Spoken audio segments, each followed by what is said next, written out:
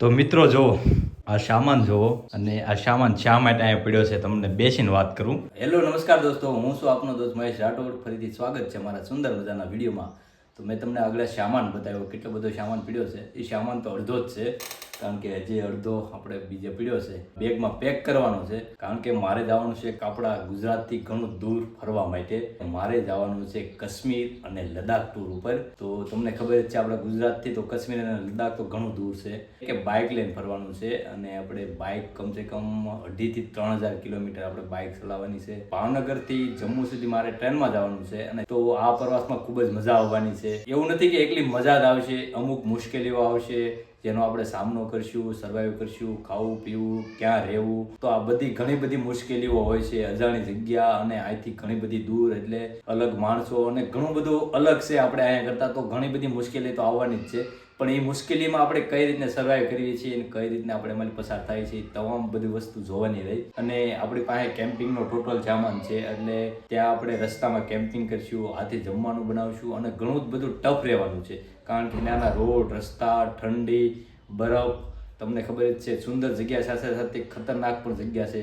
ઓક્સિજનની માત્રા ઘણી જ ઓછી છે, તો એની પણ અમે બધી તૈયારી કરી લીધી છે. જ્યાં સુધી કાશ્મીર લદ્દાખ ટૂર કરીને પાછા આપણે ઘરે આવી જઈશું, ત્યાં સુધી તમામ વિડીયો પાર્ટ ટુ પાર્ટ આવશે.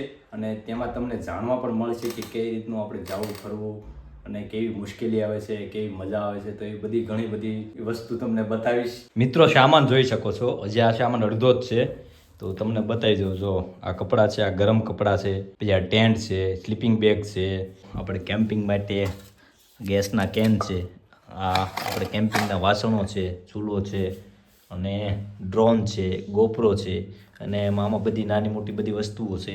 અને જે ઘણી બધી વસ્તુ આમાં એડ કરવાની બાકી છે. આ તો અડધો જ સામાન મૂક્યો છે, તો આપણે ઘણું બધું જે લેવાનું છે. ના મોટી બેગ છે, આ બેગમાં સમાય એટલો આપણે સામાન આમાં પેક કરવાનો છે. અને બીજી બેગ અલગથી થશે.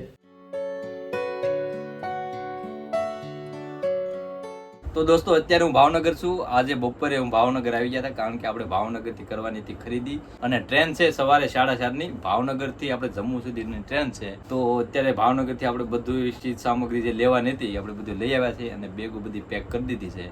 અત્યારે રાતના 12, 12:30 થઈ ગયા છે, અને હવે સૂઈ જવાનું છે. અને સવારે આપણે 4 વાગે રેલવે સ્ટેશને પહોંચી જવાનું છે, અને 7:30ની ટ્રેન છે. તો ચાલો હવે આપણે કાલે મળશું. ગુડ નાઇટ, ગુડ મોર્નિંગ દોસ્તો. સવારના 4 વાગી ગયા છે અને થઈ ગયું છે મોડું, કારણ કે આપણે 4:30ની ટ્રેન છે. હજી તો આપણે રૂમે જ છીએ, તો અહીંથી થોડુંક દૂર જવાનું છે, તો ફટાફટ નીકળીએ.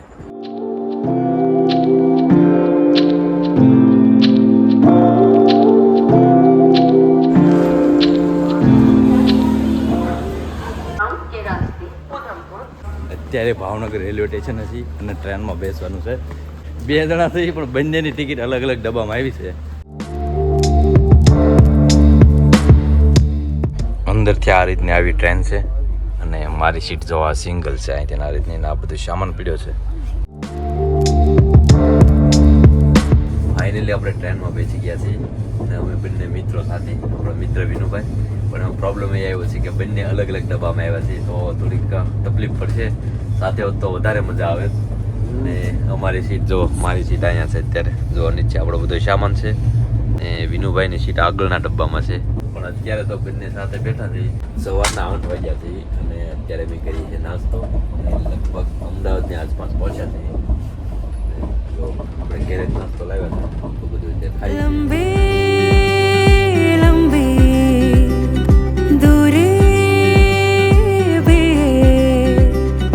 ચલતે ચલતે કમ હોતી જાય. બપોરના 12:30 થઈ ગયા છે, એને ભૂખ લાગી છે.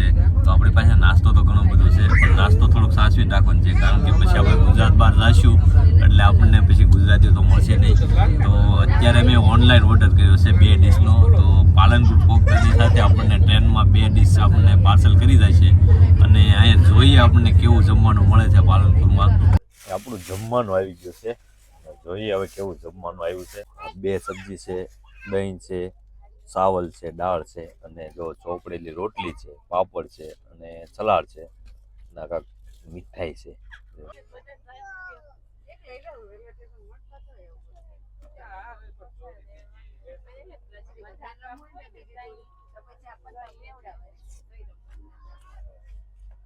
સારું છે, સરસ છે, હાલ છે, ચાલે એવું થાય. એક જ હતું.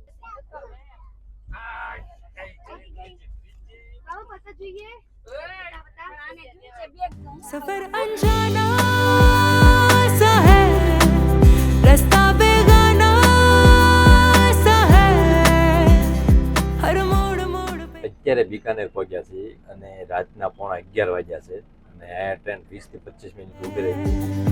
हर मोड़ मोड़ पे कुछ नया सा है सफर अनजाना सा है रास्ता बेगाना सा है हर मोड़ मोड़ पे कुछ नया सा है. અત્યારે બીજા દિવસના 8 વાગ્યા છે અને અમે નીકળ્યા છીએ ફિરોઝપુરથી. આગળ ટ્રેન નીકળી છે પણ જમ્મુથી એવા ન્યૂઝ આવ્યા છે કે બહુ ખૂબ મોટા પ્રમાણમાં લેન્ડસ્લાઇડ થયું છે. એના કારણે રસ્તા બંધ થઈ ગયા છે. વાદળ ફાટવાના સમાચાર છે. એમાં ઘણા લોકો મૃત્યુ પણ પામ્યા છે અને ઘણા લોકો ફસાણેલા પણ છે. તો અમે તો એ તરફ જઈ રહ્યા છીએ અને એ તરફની સ્થિતિ ઘણી ખરાબ છે. જોઈએ ત્યાં જઈને શું થાય છે, કારણ કે સમાચારમાં ન્યૂઝમાં તો બતાવે છે કે આ બાજુ તમે ટ્રાવેલ ના કરો, પણ અત્યારે તમે ટ્રેનમાં છીએ અને એ બાજુ જ જઈએ છીએ. તો આજે બપોર સુધીમાં 2 થી 3 વાગે આપણે ત્યાં જમ્મુમાં પહોંચી જઈશું. અને જમ્મુથી શ્રીનગર હાઈવે અત્યારે બંધ છે અને 8 થી 10 દિવસ સુધી ખુલશે નહીં એવા સમાચાર મળ્યા છે. અને મોટા પ્રમાણમાં રસ્તામાં લેન્ડસ્લાઇડ થયા છે અને વરસાદ સારો એવો પડ્યો છે, એટલે એના કારણે ઘણી જગ્યાએ રસ્તા બંધ છે. એક જગ્યા નહીં પણ 1 થી વધારે જગ્યાએ રસ્તા બંધ છે. સવારના 10 વાગ્યા છે. અત્યારે જલંધર પહોંચ્યા છીએ અને આ છે જલંધર સ્ટેશન. हर मोड़ मोड़ पे कुछ नया सा है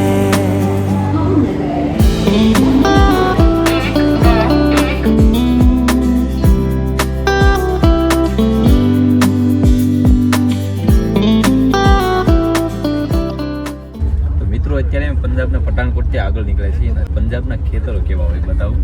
તો મિત્રો જોઈ શકો છો આંબાની વાડીઓ અને આંબામાં જે મોર જ આવ્યો છે. તો આપણે તો કેરી પાકવા મળી, પણ અહીંયા તો જાજી જગ્યાએ મેં જોયું હોય જે મોર આવેલો છે આંબાનો. તો દૂર દૂર સુધી ઘણા બધા આંબા દેખાય છે અને લોકેશન એક નંબર છે. અને ઘઉં જો કપાઈ ગયા છે. ઘઉં તો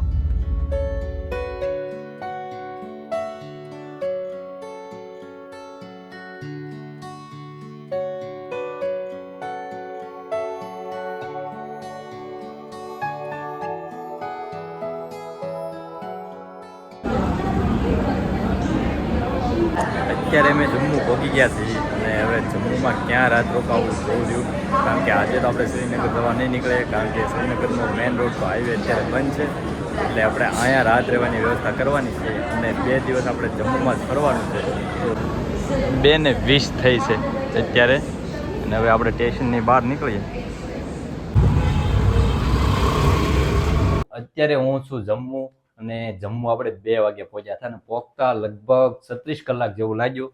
અને અત્યારે મેં રૂમ રાખી લીધી, કારણ કે શ્રીનગર જવાનો રસ્તો તો બંધ છે.